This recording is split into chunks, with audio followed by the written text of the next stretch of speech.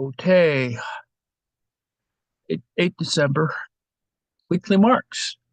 We're doing a little bit on continuing what we were looking at yesterday on ideology, um, the German ideology on the one hand, but also some other forms that are, I think, important and relate to where we're sort of headed. And also some sort of cross fertilization of ideas. For example, is uh, as will be asserted below, is Zizek, Slavoj Žižek, a clown or a joke? Um, or does he have a very specific kind of purpose with all of his play? And I think if you've read enough, you can see that what he's doing is actually very clearly about play, but a very intellectual play. You could even call it uh, Viridian, that is, after Derrida. It it is a way in which one can appropriate the dominant discourse and critique it. But the attached article in Counterpunch by Rockhill uh, sort of attempts to satirize Zizek, uh, probably for some other purposes, but it's just interesting to sort of see see it as an attack. Certainly, it's an attack, is a criticism on the one hand. On the other hand, you could say that Zizek is just being, as it were, the Baudrillard of his time, um, whatever that might mean. It it's not to be an apologist for Zizek. I just think that you know there are other reasons for doing what you do, and I think that it's pretty clear that Zizek is engaging in kind of overdetermined discourse by becoming a celebrity, whatever that means. And I think that that can be a position as well, even though it reinforces the notion of a sort of professional managerial class discourse. But this is part of the entire set of arguments. So today I wanted to talk a little bit about things that might be more perhaps anarchistic in that vein. I include a chart from the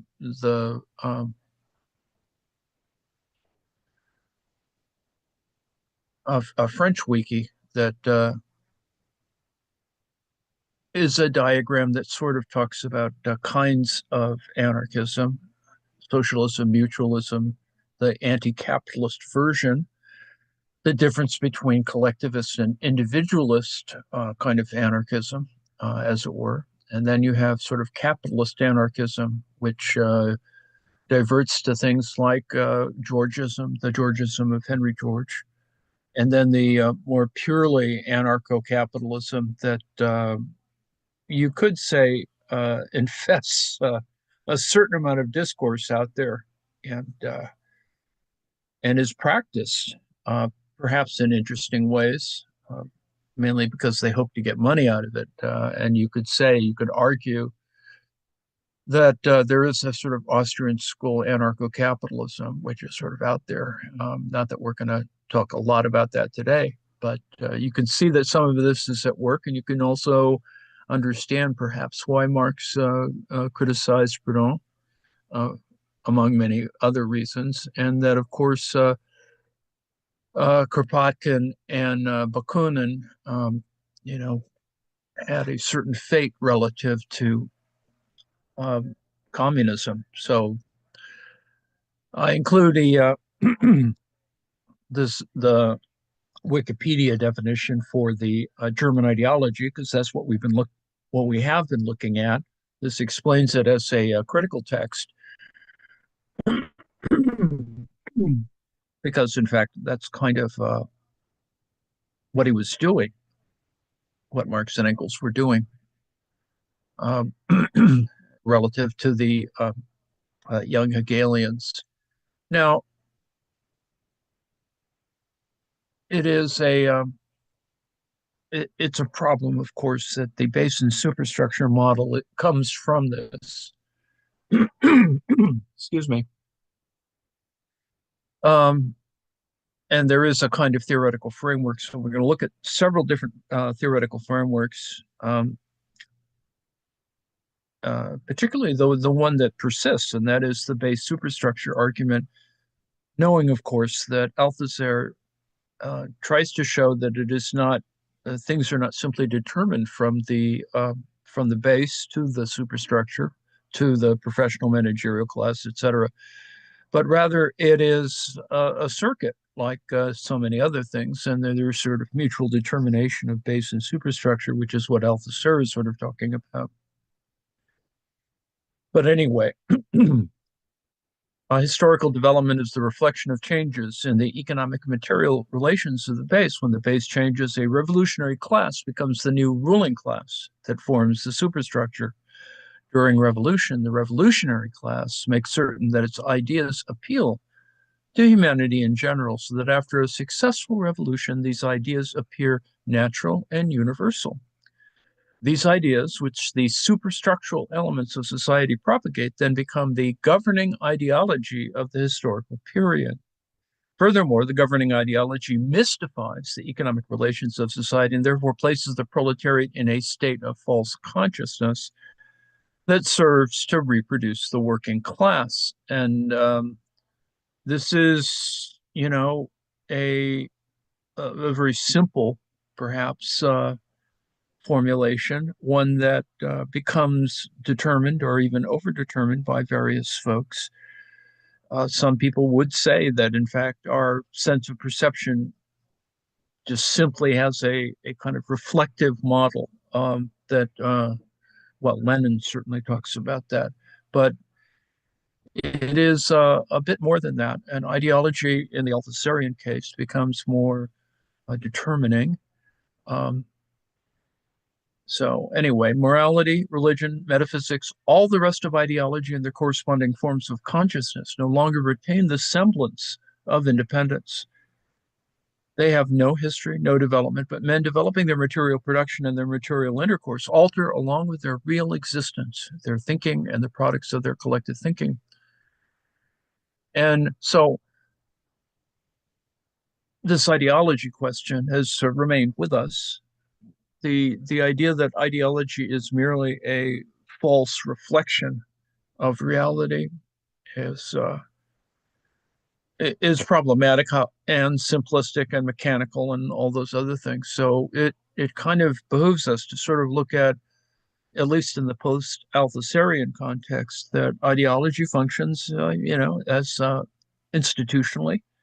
It follows on in ways that I think are useful, and if it has to engage a kind of humor, which of course is a lot about how the unconscious works, but getting us into what becomes important in the post-war context, Lacan, Freud, or the sort of rethinking about Freud, etc.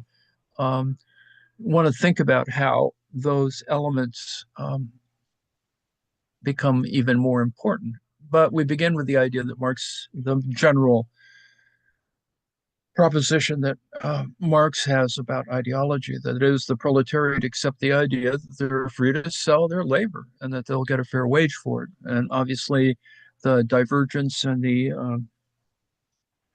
inequality that, in terms of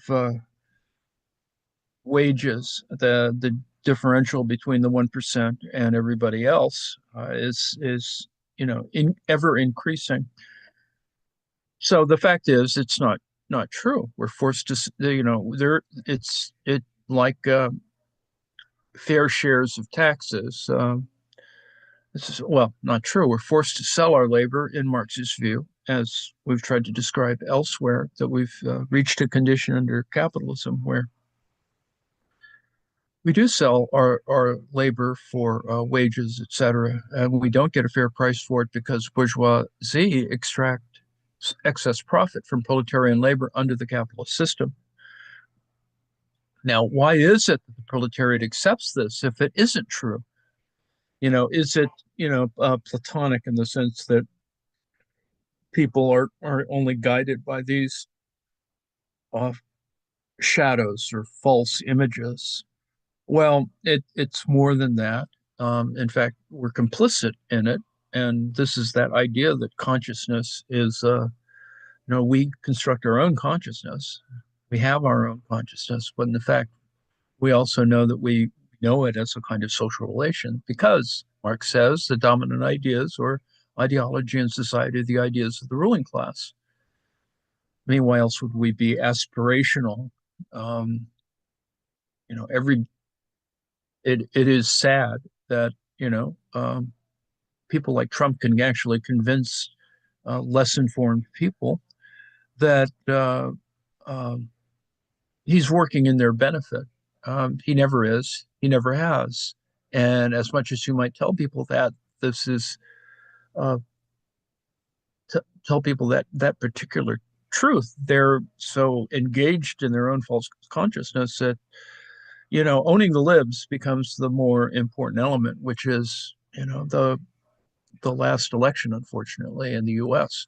The ruling class want to protect their capital and their privileges. That is exploiting the workers, and the dominant ideology creates a false consciousness.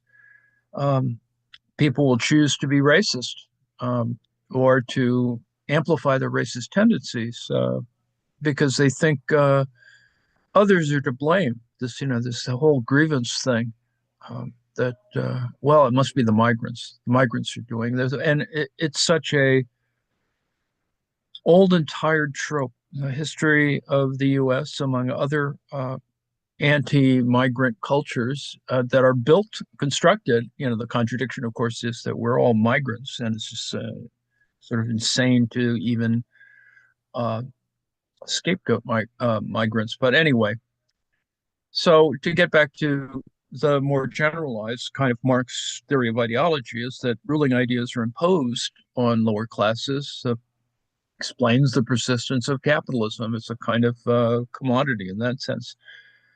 The economic structure of society, the real foundation, determines a legal and political superstructure, and the ruling class are in every epoch the ruling ideas of society. Each class, therefore, has its own ideology, explains how revolution will become possible because social being determines consciousness, and then social class determines consciousness. Therefore, each class should have its own ideology and system of beliefs. Now, own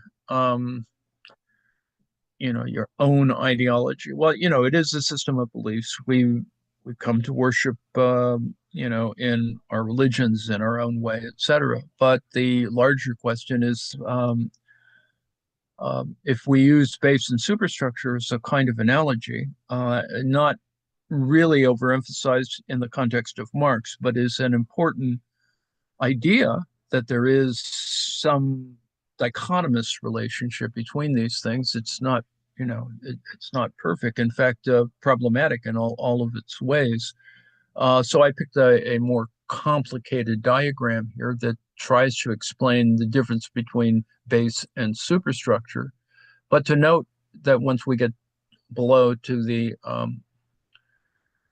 to Althusser, we can say that there are other, there are a variety of superstructures which are the ruling ideas of the age. And it's not just simply, as we looked at before with Dieu, schools, but, churches, other kinds of institutions, and of course the state, the legal system, the police, the courts. They protect property relations and production relations. On whose side are people during strikes, whatever. Now, this base superstructure framework is problematic in so many different ways because, on the one hand, we could say, well, yes, propaganda sort of operates in that way, doesn't it? There are media effects as though violence um, comes from watching too many violent movies. Well, it's not as simple as that, of course, but that is the basic problem of a media effects argument is to say, well, something happens. We don't sort of know what it is, and therefore we can rationalize its randomness, which is people who use the word stochastic terrorism, for example, indulge that idea, which is on the one hand, the use of the word makes it sound more scientific when in fact, it just is a description of the kind of the arbitrary nature of the activity. It's not random, but the randomness gets rationalized in this way because, oh, well, now we have a new term or quasi-scientific or quasi-statistical term anyway for it. And so therefore we're back to the base superstructure argument, which is that, oh, well, it's the evil media that produces the idea that poor children see this and emulate it in a mechanical sort of way. And that's just really doesn't happen that way. Although, you can see that the first person shooter kind of point of view has sort of dominated our perspective, even up and including the up to and including the sort of some recent events about people who shoot other people in that particular sense in reality. Now back to the ideological question, Western Marxism, which we've been looking at a critique of it from Lasordo's new book and a variety of other perspectives, that it's not to deny the importance of its existence, because it clearly is important. It is, of course, being demonized in a variety of ways to show that it doesn't quite fully embrace the more material kinds of questions that it is that it obfuscates in that particular kind of way. And the idea of cultural production in that context is, problematized because of, well, this idea, as I mentioned before, of reflection. Is it that what we perceive perfectly or imperfectly reflected from reality in a sort of simple sort of inversion, camera obscura sort of thing? And the problem, of course, is if, as we've mentioned before, it's not simply that we see stuff and we see it in a distorted way, as the camera obscura model would have us believe or think about as a metaphor, but rather that it's a system or circuit of these kinds of ideological structures, and that in the Althuserian case, in the post-structural case, there's many influences. It is a sort of a bricolage, if you want to go to a structure, certain structural ideas, that it's this sort of collection of these problematic notions. And of course, as I think you could see, ideology in the history of Marxism, that is the use of Gramsci in the 70s, the idea of of having kind of a cultural position for intellectuals, that there's many hegemonies, lots of different overdetermined sort of things. So the use of Gramsci as well as Althusser was very important in the 70s. So if you come to theory from an Althusserian point of view, ideology in the state is really important because it is theory and practice are kind of configured in that kind of way. Ideas are a product or reproduction of the means of production. There is an ideological state apparatus. And the ideological state apparatus, the ISA, is many different things. This church, schools, these things determine or overdetermine, what class consciousness is. Now, of course, that oversimplifies it, and going back to Lukács, et cetera, it's important to think about how uh, consciousness is constructed. And of course, that this has many different possibilities, particularly those who look at more psychologized or psychoanalytic models that try to articulate this in a more specific way. Now, there is also repressive, the RSA, the repressive state apparatus, and that is symptomatic of this also, that their state apparati, whatever, and that they act in repressive ways. So we are all subjects. There's a kind of interpolation of our, ideological practices. Um, as individuals, we participate in the practices of the ideological apparatus. We go to school, we go to church, go to church school. So theory comes out of us, is praxis. It's a set of practices. The question, of course, is how critical or self-critical are our practices. So ideology is not false in this simple, inverted, reflective, camera obscura sort of way, but ideology agency is more insidious, perhaps. It does rationalize. It allows us the way we can sort of rationalize our own behavior. For example, in terms of the petty bourgeois and professional managerial class relations, as it were. It is a way in which we rationalize our lived experience, our histories, but still, it's not true ideology, as it merely just confirms the status of people's uh, work in society. So, professional managerial folks, once they figure out that they are ostensibly cultural workers, working in a one level among many of kind of cultural reproduction. This it one can get a little depressed, I suppose, but on the other hand, it's a life,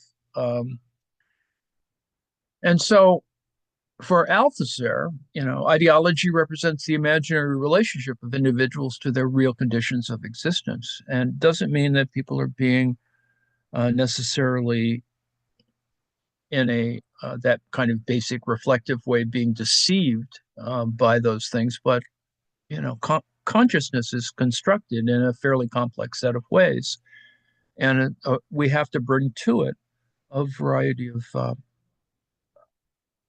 theoretical positions. And so ideology for Althusser means that Althusser believes that ideologies are circulated by agencies, in our case, the media, and help to construct people's identities. Now, we construct our own identities, but it's pretty clear that if you look at the sort of more generalized or universalized versions of certain psychoanalytic models, there's something happening in the multitudes, and you sort of want to see how this works out. And it is, unfortunately, these illusions, but also, if you want to talk about Lacan, a kind of jouissance that people get excited by this too. It's unfortunate that people are entertained, for example, by the recent CEO shooter as uh, being attractive to women in a sort of specific sort of uh, heteronormative sort of weird way, and to see that injected in the kind of discourse about this is, on the one hand, to simply introduce gallows humor. On the other hand, um, it does actually talk about how ideological matters are going on, and of course, certain folks seize on that. That is the revelation of the in the case of the CEO shooter, his face, uh, but a face that I would assert is also disguised, but that's another story. And it is a subtlety and highly covert. The idea that people don't sort of realize that resorting to a disclosure, a revelatory moment, like, oh, we now see the face of the shooter, therefore we know what he looks like. Well, the fact is, we really don't still, and it'll be interesting to see whether we actually, if the person is uh, caught, whether this is actually the case. Anyway, members of society don't realize that this is happening, and that's the question of the conscious and the unconscious and et cetera, psychoanalytic stuff. So a Althusserian view of base superstructure would be that there's repressive elements that are being shaped in a variety of ways. The base shapes the superstructure. The superstructure, in the idea that this is all still a kind of circuit, it the superstructure maintains the social relations of the base. Is a very simple way of thinking about Althusser. But to note, of course, that their state power is really important, in particularly in the post-war period, and that there are repressive institutions that have been studied in a variety of cultural models, and that's the reason to be interested in that, in the kind of Frankfurt School approach to it, and to also include the elements that Western Marxism is often critiqued for, and that is its overemphasis or overdetermination of ideological institutions that focus on, why is it that we would concern ourselves, indulge the critical analysis of cultural institutions and their products in terms of the imaginary, the production of imaginary things, commodities, as opposed to or as material commodities. And if you wanted to look at a more complicated version of that Althusserian example, you could see how eventually you could get to material practice, transformation, revolutionary behavior, etc. But this is all part of a larger system of a system of contradictions, critiques, conflicts, antagonisms, mediated by a variety of institutions, apparatuses that exercise a certain kind of primary, secondary, and tertiary dominance, um, a, and so that every engagement that we might have with the system has an economic instance, a political instance, an ideological instance. It is how we come to deal with the world. And it is unfortunate that all of these things work at the same time, quite confusing, and can be, in fact, quite antagonizing or conflictual. And in that sense, we see the kind of limitations in the reproductive apparatus, and which help to define or shape the kind of class struggle, if there is, in fact, a class struggle. The idea of class struggle is clearly at risk with those who would deny that one exists, that there are differences between a ruling class and a proletariat, etc. But um, Althusserian elements are important and are adopted by a variety of post-war thinkers because this is an interesting time for the imaginary, for the commodification of new styles, whatever that might be, and it's certainly part of the apparatus of some more specific cultural institutions. But in fact, they do represent a much larger set of things that occur in late capitalism, and these all can be described or structuralized, as it were. This is a Gramscian semiotic square, which shows the kind of oppositions, the various binaries that are at work, that emphasize, on the one hand, the image of a free market as opposed to a determined or regulated market, and uh, structures that have to do with a specific with the state itself, and then those that are not necessarily built into the state, but are sort of taking advantage of it in favor of the market, et cetera. So you could actually describe a variety of things within the context of oppositions using a Gramscian square, just to use this because it is a way in which you can accommodate kind of the illusory or the imaginary elements and the symbolic elements. Symbolic elements are not necessarily imaginary. In fact, quite the opposite in one sense, just from a functional sort of point of view. And then, of course, there is the reality itself, that, the actual analog reality.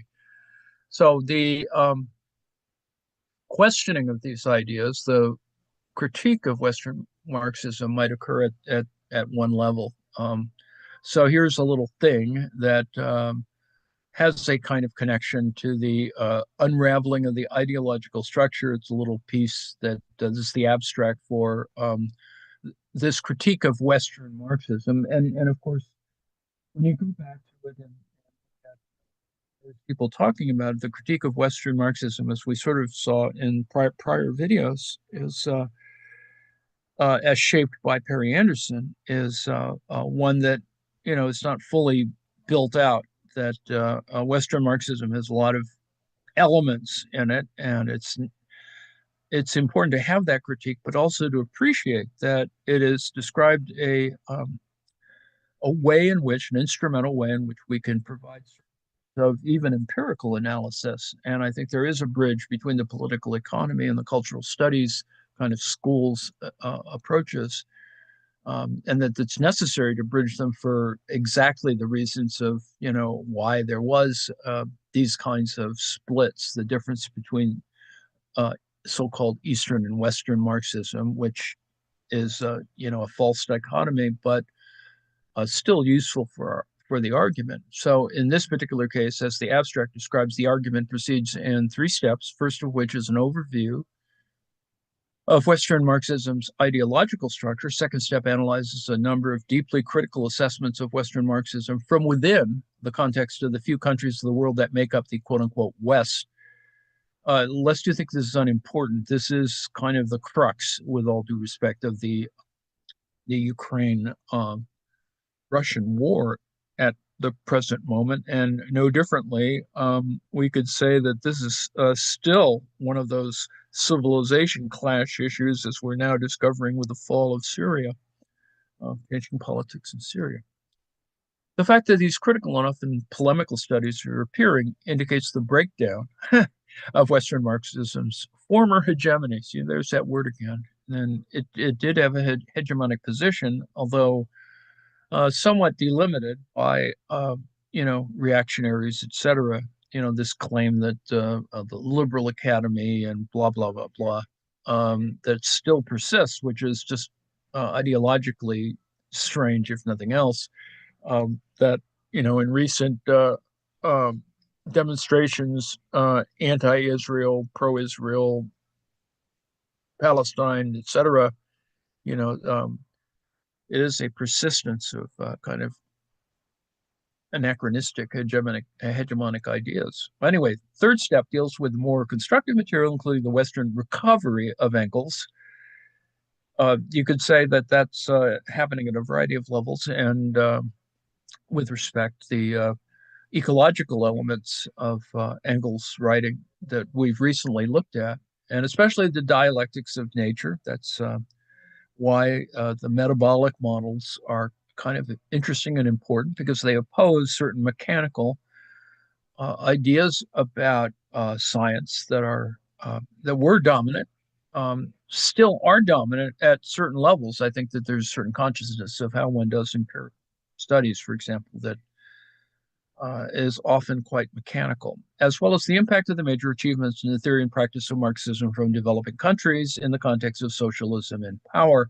So these I think it resurrects or reproduces the kind of vibrancy of the North-South discourse, among other things, things that we can actually see at work, and we need to sort of come to grips with it. The critique of Zizek, of course, is the people who subvert or uh,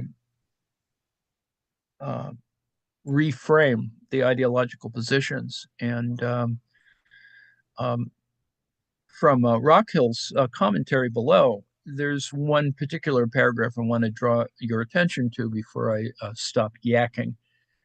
There's another possibility, however. This is Rockhill in his Counterpunch article. There is another possibility, however, which Lacan referred to in his seventh seminar as following the imperative to not compromise one's desire, which Zizek has theorized in terms of the ethical act. Now, this idea of the ethical is important for anarchists because there is a kind of moment at which sort of the deed, an anarchistic deed, in a kind of appropriating, universal morals and deciding what a revolutionary act is. That's kind of there and still there, and of course, operative in certain romantic notions that many different people hold. Rather than remaining an ideological subject trapped in an imaginary relationship to the social relations of production within the symbolic order, all of those things which I was showing before, one can become a subject a la Alain Baudieu by uh, fearlessly pursuing the real, which is that je ne sais quoi, that resists the symbolic order, which is kind of what, Zizek is doing, while at the same time being contained in the very symbolic form insofar as the real is the absent cause of the symbolic. So this is why there's sort of a Zizek play. The object cause of desire, what Lacan called the objet petit a, is in Zizek's words, the void of the real filled out by creative symbolic fiction. It drives our jouissance in the sense that we crave it precisely because of its impossibility. It has a certain tragic kind of, economy, a desire, etc. The real can never be seamlessly integrated into the symbolic order or simply translated into what Lacan calls reality. There's a lot of theory and much to unpack there, but this one paragraph does actually combine all of the, so the raison d'etre, as it were, of, why Zizek does what he does. And one should appreciate it for that. Um, it is a kind of play at celebrity, the idea of celebrity, to be able to convince um, major corporations to brand or support your theoretical activity is really quite actually interesting. Um, the play of self commodification. And so, talking about Trump, among other things, or as, assimilating a support for Trump as a kind of, on the one hand, at one level, very problematic, you know. On the other hand, it is to reframe it in a kind of way that one hopes that even the low information voter can appreciate that you have to go to that one moment beyond, owning the libs, that owning the libs moment, which seems to be the only reason for even supporting any of this activity, uh, and to look at it beyond a kind of a weird revanchism. So, uh, and this idea of the theorist's best idea, according to this well known publication, Foreign Policy magazine, that is a virtual arm of the US State Department, is that the big revolution the left is waiting for will never come. But, that's kind of that tragedy there that is operative in the prior paragraph. And Rockhill is looking at a variety of other things here that, it's the French disease at work, but, you can look at the kind of play of a deconstructive play to state that Stalinism was worse than Nazism. Uh, as a, if you just sort of say, well, that's what he says, and then you go, well, it doesn't mean that he's a Stalinist, It to state that Stalinism was worse than Nazism raises the same kind of question that Lasordo does. Is well, how are you measuring this? What are the reasons why you would make that statement? For what, then you begin to compare more important things, the Gulag versus the Holocaust, etc. Well, I think they're both Holocausts in that sense, in one sense, but on the other hand, they are differentiated in a variety of ways. That is, um, shows the similarities, but also shows the differences, and you need to sort of hold both of those ideas at the same time. And to say that the Third Reich was not as radical in its violence as communism, he insists, that is Zizek. And the problem with Hitler was that he was not violent enough. This sort of brings us to the claims and counterclaims of the last election. Um, calling Trump a fascist. I mean, he is a fascist, but to assert to various populations that he's a fascist automatically does not um, win them to your side.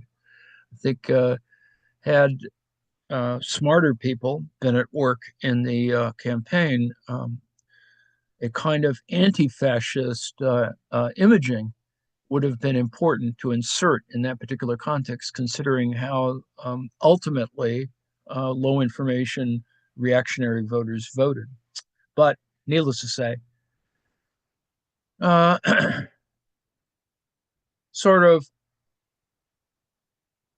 you could position um, Zizek to the right of the anti-communist Black Book of Communism, which recognized that Mao did not intend to kill his compatriots. Such information is no import to this theorist, since he operates on the assumption that the worst crime against humanity in the modern world was not Nazism or fascism, but rather communism. Now, to propose that is to make a very specific point about the position of communism and does not necessarily legitimate Nazism or fascism, even though all of these things still exist. It's not one negates the other. This is, as you want to think, as a dialectic procedure, as a negation of negation. Therefore, you don't always get to some sort of synthesis that absolves us of the history. So it is Rock Hill. He's a Eurocentric. Eurocentrism is the critique, that we have of Western Marxism, that it has Eurocentric elements and that it does adopt certain kinds of positions, and then Zizek plays with, for example, Huntington's Clash of Civilization argument, and to use it um, in a way that is a critique, not necessarily a legitimation of policies towards migration in the Eurocentric context, is important to address, and so that it has to be on this kind of plane of play, considering that that's exactly what Trump does in his peculiarly a Machiavellian and sort of ignorant fashion. So, um, saying that Zizek supports Henry Kissinger is not really what we, at work there, but it is important to consider that we're not ignoring these sorts of things and to oppose NATO, because it's not going to disappear, and to take one position as opposed to another. You need to. The point is that this is an opening part of the argument. You need to sort of work through it further. You don't need to sort of reduce people to a position that supports NATO, defends European unity, and doesn't see it as a anti-fascist activity, because it is all of those things. Now, Rockhill's position, and I think he has a very continuous position about, not that Rockhill believes that there's a deep state and blah, blah, blah, all of the other trivial conspiracy theories, but rather it's provable, probably, that not unlike the CIA's engagement with a variety of ideological apparatus, um, that's kind of the money goes everywhere, but it's really no different than what the Russians have done. Not saying that this rationalizes the behavior, just simply that, and it's not a both sides do it sort of thing. It's just that both sides do it, but it's not really a balancing or fulcrum on which we're discussing it, just simply as one of the practices that goes on. And if you look at a more complete history of how ideological apparatus work in terms of the information or disinformation industries, the use of propaganda, etc. That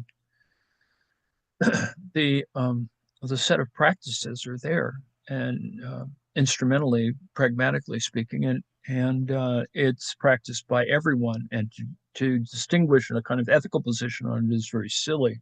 Um, and in fact, it does weigh in on the side of being more anarchistic about it, which I would assert is what's going on. Rockhill continues a kind of screed attacking Zizek's celebrity apparatus, but if he didn't do it, other people would, and it's no different than Hitchin and a bunch of other folks who played at various levels and with varied success, kind of playing with the ideological structures. And if people are going to pay you to do that, then I suppose from a sustenance point of view, it does get reproduced. It is problematic, of course, to uh, hold on to retain one's ethics in all of this, but that's kind of what Rockhill is pillaring Zizek on, and um, the to uh, caricature Zizek in this way can be seen as a kind of problematic way. If you become a pro-Trumpian, it's no different than Steve Bannon calling himself a Leninist, etc. And Rockhill continues on discursive sausage for the uneducated. Well, it is true that policy and a kind of commodification of various ideas, uh, you know, I think that Alain Badiou is, there's full disclosure there, I suppose, for Rockhill to assert that, well, I got tricked too, or whatever. So the article has a certain fun to it as well. It goes, it veers widely and interesting ways, and has its own kind of strange historiography. But it has a certain play with figures, right? The Elvis of cultural theory. Um, I guess Zizek could be seen as that, although Hitchens probably is a little better in a certain way in terms of positioning oneself within the larger context, the kind of commodification of theoretical humor, as it were, an oxymoron. Um, so tracing this is actually important, and I think Raquel does a really good kind of thing here that shows the kind of historical importance of Zizek's uh, position in the theory industry, theory production, and uh,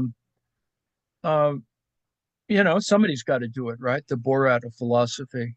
Uh, and of course, Rockhill goes sort of a bit wide afield here. This was Zizek, he was to become the most well-known Marxist in the neoliberal age of accelerated anti-communism. Um, it's probably the more important thing is that nobody in legacy media or mainstream media ever talks about Zizek, and I don't think he's ever appeared actually in that context. Perhaps once or twice on CNN, but really, um, it's he is a caricature of crazy Marxists, but I mean, um, Duchenne is probably the same, not a crazy Marxist, but a crazy fascist. Um, but being the Borat of philosophy, I suppose, is something. Um, Perverted Phoenix publicly masturbating over the flames that had destroyed Soviet-style socialism. That pretty telling, speaking of dialectical sophistry. So, you know, yeah, it could be called erratic behavior. But I think it's really important to note that Zizek um, needs to be understood, not unlike what Rockhill says, as a cultural product of the global theory industry rather than fetishized as a sui generis subject. Well, you see, the problem is that um, he's both, and you can't. That's the problem of studying commodity fetishism is that you have all of those things there, and you have to sort of see them in context. And in terms of praxis, you always have to come to grips with that. So to say, well, we took money from the CIA. Well, I think a lot of people there's a certain moment where mercenary behavior is certainly rationalized. Otherwise, we wouldn't have gotten to the current U.S. election position. But you know, we all have our little histories, and so being a Hegelian and a Lacanian joker, commie cosplay, etc. This goes on for quite a while here, and uh, Rock Hill is not, but without a certain play of the language itself, the discreet charm of the petty bourgeoisie.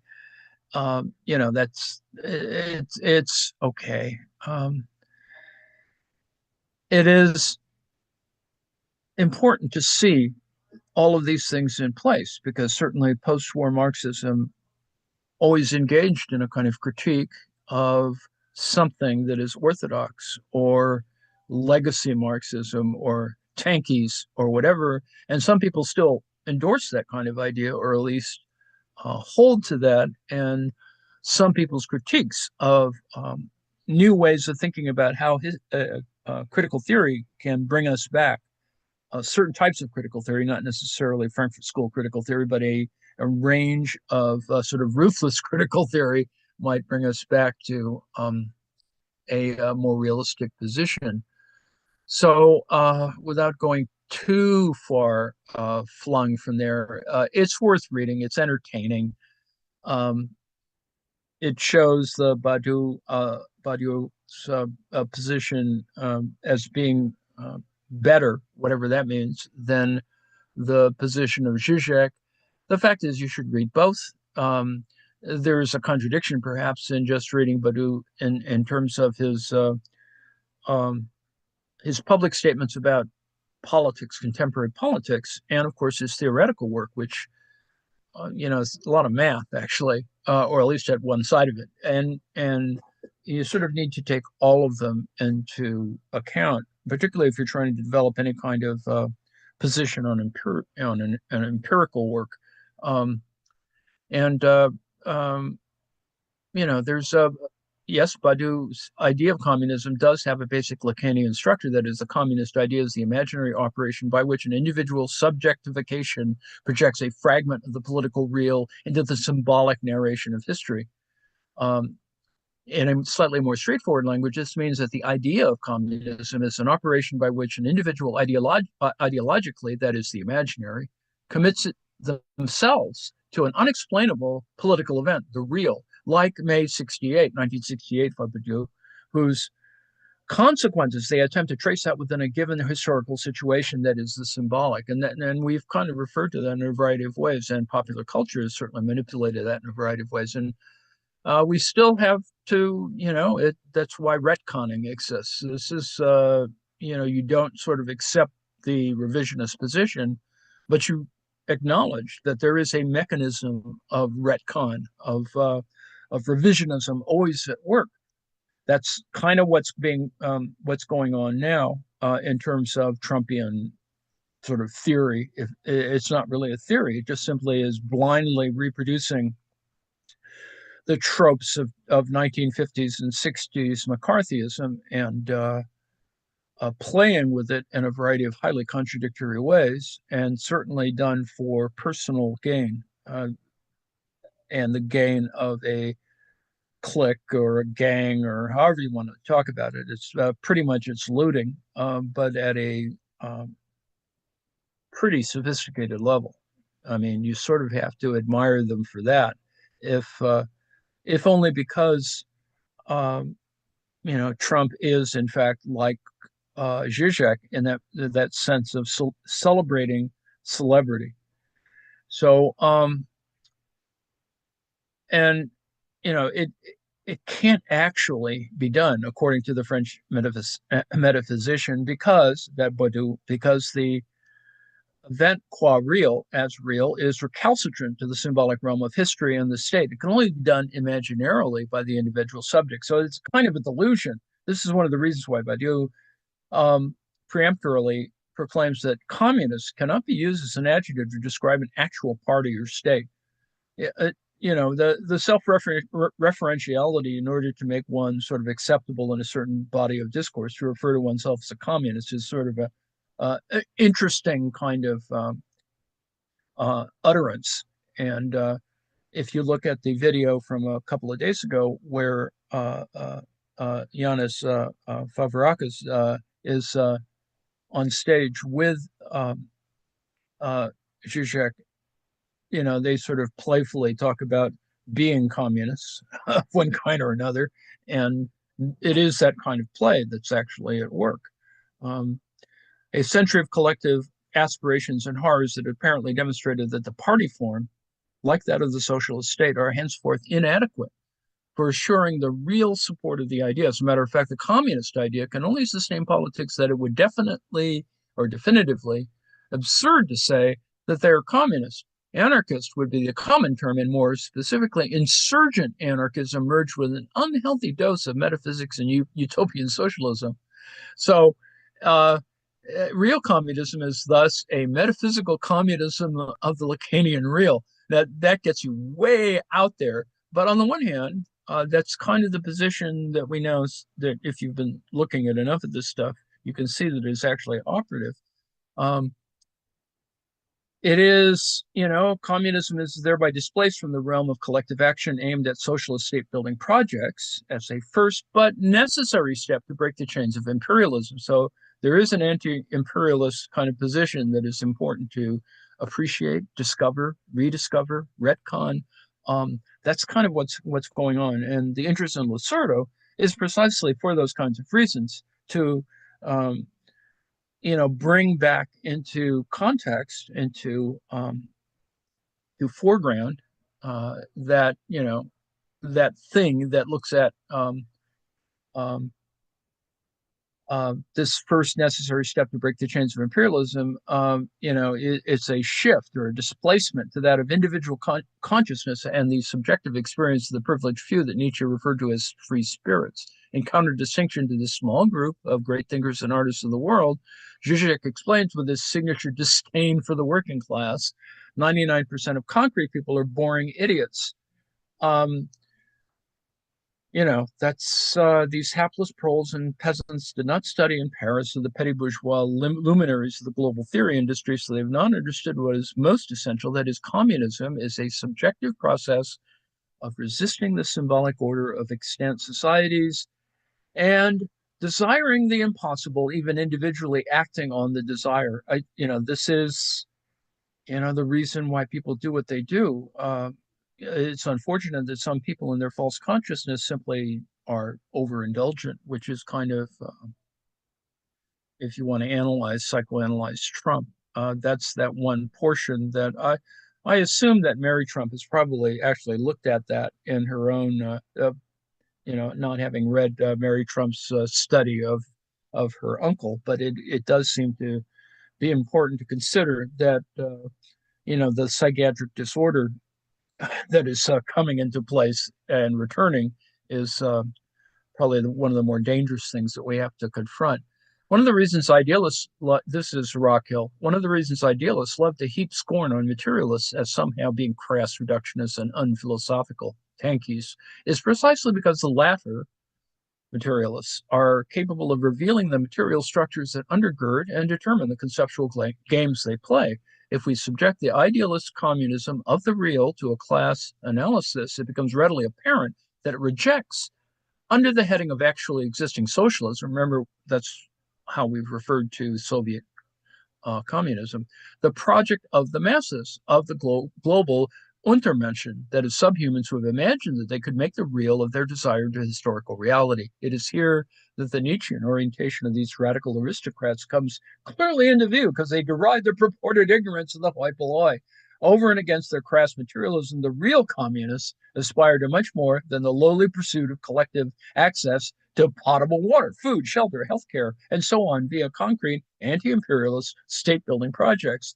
All of these are in the realm of what Lacan called need as opposed to desire. Real communists, in the Lacanian sense, have the supreme subjective dignity of individually demanding the impossible, not something that could materially help improve the lives of the global masses in the here and now.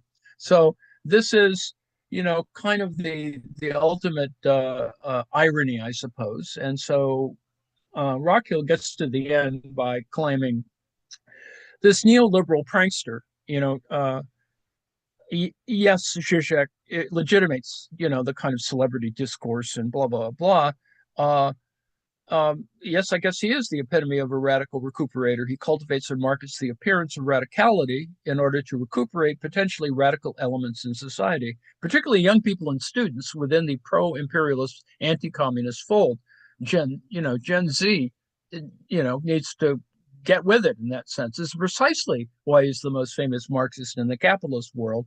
See, I don't think Zizek is the most famous Marxist in the capitalist world, probably from a Eurocentric point of view, but anyway.